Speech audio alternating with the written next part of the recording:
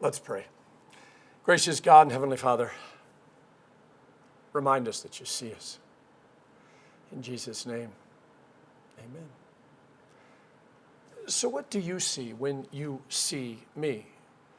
And by the way, does your image of me change depending on where you see me? If I'm standing here in my robes and stoles in the sanctuary, is that different than if I'm wearing shorts and aloha shirt at the beach or Chick-fil-A? How do you judge me? Is it my height, my weight, my demeanor, my face, my hair, my clothes? Last year, $98 billion with a B of beauty products were sold in the U.S. We spend an estimated $380 billion on clothing and footwear, with $47 billion specifically for high-end designer brands. First fashion designer was Charles Frederick Worth, who started his brand in Paris in 1850. Oldest surviving brand is Hermes, which was founded in 1837, which, before you think makes it older, yeah, they originally made bridal wear for horses until they started making, more fancy stuff. There's an estimated 29,000 designer brands in the U.S., and if you watch the Olympics, you saw all of them vying for the gold medal for placement. Lady Gaga arrived at the 2010 Grammys in a dress made of meat, yeah. And in 2011, she arrived in a giant egg. Michael Jackson dangled his child out over a balcony of a hotel. Jussie Smollett claimed to have been assaulted by racists. Billionaires put their names in huge letters on top of buildings. These are all notice me moments. They're a cry for attention. In 1943, psychologist Abraham Maslow postulated a 5-tier pyramid of human needs. In order to reach our full potential, in other words, the highest that we are capable of, certain things have to happen. And the first level is things like food and water and clothing, okay? Shelter. Now, once those are met, we move on to safety. And that's about holding on to those things and not worrying about someone taking them away. Then comes belonging, being part of a community. Then esteem, being recognized for who and what we are. And then self-actualization, which is a loaded term that usually refers to being able to chart your own course, pursue your own dreams. Now, Maslow claimed that only 1% to 2% of all people reached self-actualization, meaning almost everyone gets stuck at a lower level. In fact, quite a few of them jump straight to esteem, and they never make it anywhere past that. So how does this apply to Jeremiah and Lamentations? Well, Maslow's pyramid reveals some things about one of the voices in the book of Lamentations. And Jesus said, wide is the gate that leads to destruction, many are on it. Narrow is the gate that leads to eternal life, and few are on it. Later he said, many are called, but few are chosen. Now the harsh reality that heaven will not be filled hurts my heart. And if we ask why, well, Maslow might be able to help. There are 3 voices in Lamentations. There's Jeremiah's, there's the woman's, and then there's the community. The woman is Israel, personified. She's the one Jeremiah is referring to in the opening verses. Oh, how like a widow is she, who once was great among the nations. She who was queen among the provinces has now become a slave. Bitterly she weeps at night. Tears are upon her cheeks. Among all her lovers there is none to comfort her. All her friends have betrayed her. They have become her enemies. Once great among the nations, now weeping alone at night. Can you imagine the identity crisis that she is going through? Lamentations continues, and this is the voice of the woman. I called to my allies, but they betrayed me. My priests and my elders perished in the city while they searched for food to keep themselves alive. See, O Lord, how distressed I am. I am in torment within, and in my heart I am disturbed, for I have been most rebellious. Outside the sword bereaves, inside there is only death. People have heard my groaning, but there is no one to comfort me. All my enemies have heard of my distress. They rejoice at what you have done. May you bring the day you have announced so that they may become like me. Let all their wickedness come before you. Deal with them as you have dealt with me because of all my sins. My groans are many and my heart is faint. Talk about a lack of self-esteem. Have you ever had somebody break off a friendship or a relationship? What happened when they said, no more? Was it sudden, or did it happen over a period of time? And once the relationship was over, how did you view that person? What were your thoughts about them? Or did you even think about them anymore? In the classic Lord's Prayer, we say, forgive us our trespasses as we forgive those who trespass against us. The modern version says, forgive us our sins. So what's the difference? While sin is probably a better understood word, it does not convey what Jesus is trying to teach us. In the Garden of Eden, Adam and Eve could go anywhere. They could do anything except eat from the tree of the knowledge of good and evil. There was a giant neon flashing sign that said, no trespassing. When they ate of the tree, they trespassed. They violated the boundaries between them and God. Last week, St. Paul said, but sin is not taken into account when there is no law. Nevertheless, death reigned from the time of Adam to the time of Moses, even over those who did not sin by breaking a command. It sounds a little strange, but you got to listen and pay attention to the words. You realize that Paul was talking about the time before the 10 Commandments were written down by the finger of God on a tablet and given out to the people. Because from that moment on, they had to memorize them. They were part of everything. Up until that moment, they could say, I didn't see the speed limit sign, and pretend that they hadn't done anything wrong.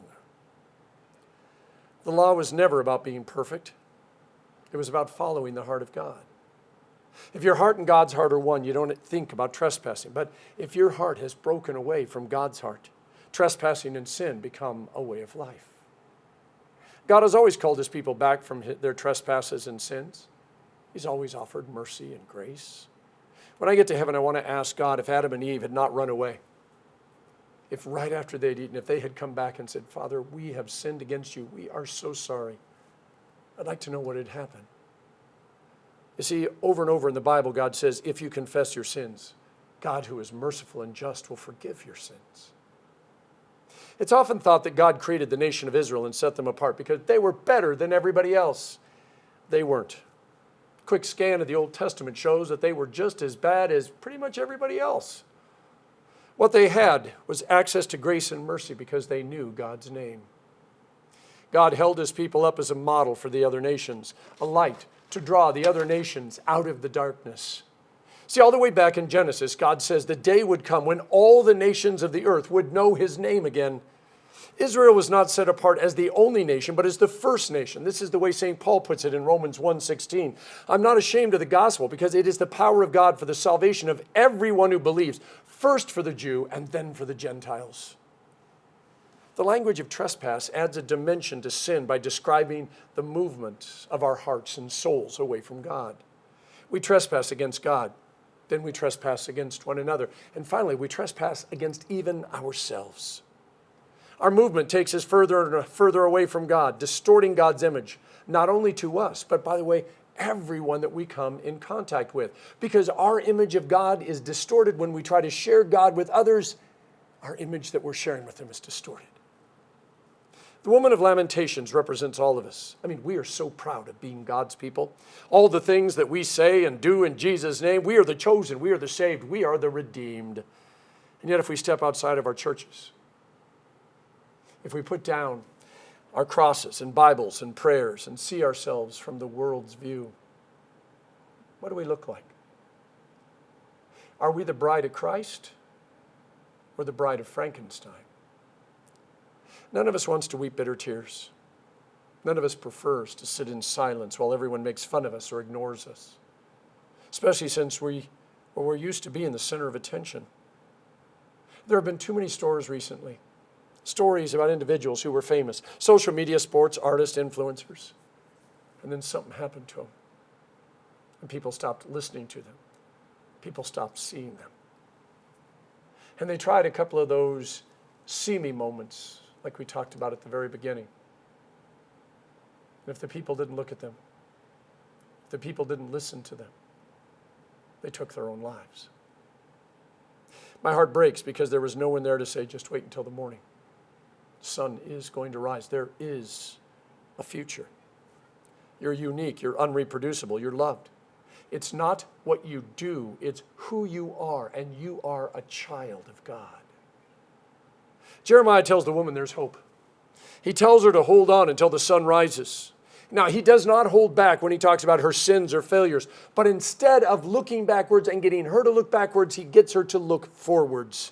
You see, our past is still our past. It reaches out to hold on to us, to keep us from moving forward. This is why Jeremiah and Moses and St. Paul and Jesus keep talking about a new birth, a new creation. See, what the woman, which is really the nation of Israel and us, doesn't understand is that God does see her. His attention is fully on her. The reason she is going through what she is going through is because if he doesn't get her turned around, she will perish completely and totally. Just because God promised there would always be a people of God doesn't give her permission to do anything she wants. The Babylonian captivity is to save her, not condemn her. Humanity's inherent flaws are no different than what the woman in Lamentations is guilty of. They push and pull us further and further away from God, even as we claim that we want to grow closer and closer to him. It's up to God and God's promises to atone, to bring us together, to reconcile. He needs to take that which is broken between us and restore it, redeem it, resurrect it. Call it what you will. All this punishment, all these things that we often complain about, that we cry out to God about, it's actually love incarnate. I want to close by reading Psalm 32. These are the words of King David after the prophet Nathan told him that God knew all about his sin, the adultery, the murder, the lying, the cheating, all the other things. David's repentance was instantaneous, but God doesn't let him off the hook that easily. There was the death of his child that he conceived in adultery.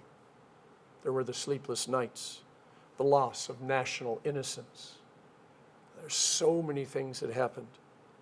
And yet, the Bible still says that David was a man after God's own heart. Now, what that means is that he felt the pain and loss of sin deeper than most.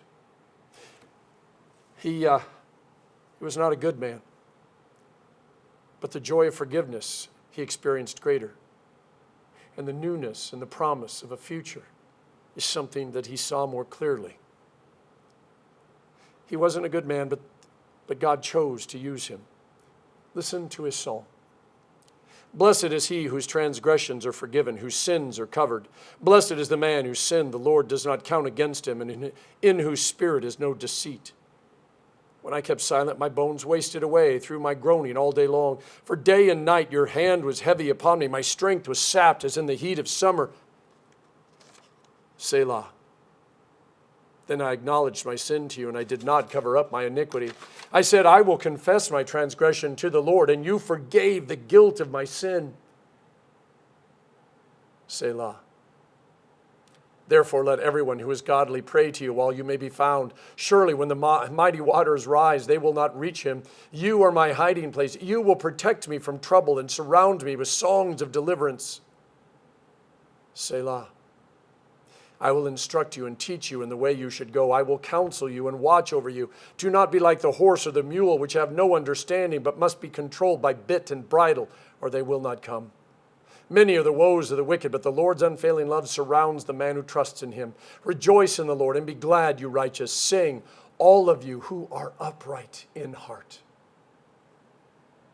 God sees you. There is never a moment when he doesn't see you. It's not the things you do or don't do that get his attention. Gee, I need you to see that. It's just that he cares about you. Repentant sinners, like repentant nations, through the cross are given away to tell the truth about themselves and the God who sees them and loves them. Repentant sinners get something that only God can give, and God gives it freely and lavishly. And the gift he gives is himself. In the name of the Father, and of the Son, and of the Holy Spirit. Amen.